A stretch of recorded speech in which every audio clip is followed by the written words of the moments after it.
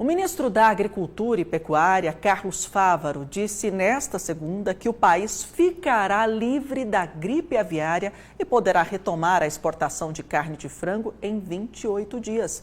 Vamos juntos para Brasília conversar com ele, Pedro Canguçu, entender melhor esse prazo, dessa afirmação, essa garantia. Pedro, boa noite para você. Baseado em que o ministro disse isso?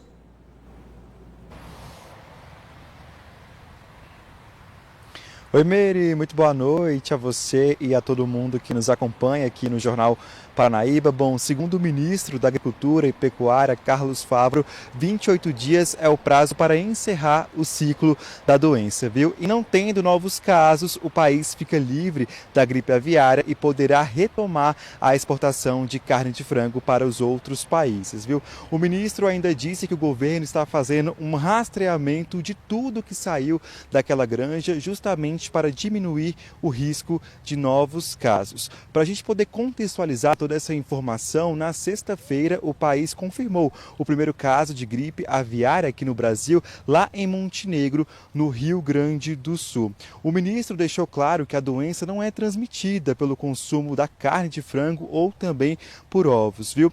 Por conta dessa situação, alguns países decidiram suspender então ali a importação de carne de frango, como a China, a União Europeia e também a Argentina, que suspenderam essa importação pelo prazo de 60 dias. O ministro Carlos Fávaro ainda disse que 3 casos ainda estão em investigação aqui no país. 2 em granjas comerciais, lá em Pumirim, em Santa Catarina, e também a Guarinópolis, no Tocantins. Que pena, tivemos um problema com a comunicação do Pedro, mas ele explicou bem aí, um período então menor do que um mês, essa situação deve ser regularizada. Deixa eu ver se a comunicação também foi regularizada. Pedro, me ouve? Quer concluir? É possível?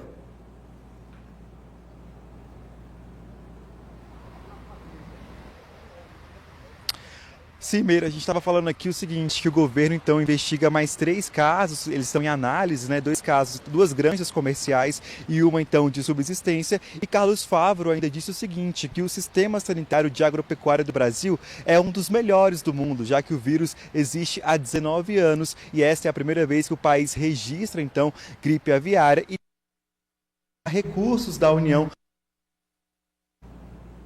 Bom, a gente espera que o quanto antes essa situação seja regularizada, afinal de contas, impedir a exportação de carne de frango para outros países impacta diretamente na nossa economia. E é isso mesmo que ele falou, Nós temos aí um controle sanitário muito importante e a gente tomara que essa situação se resolva, então, o quanto antes. Obrigada, Pedro, pelas informações.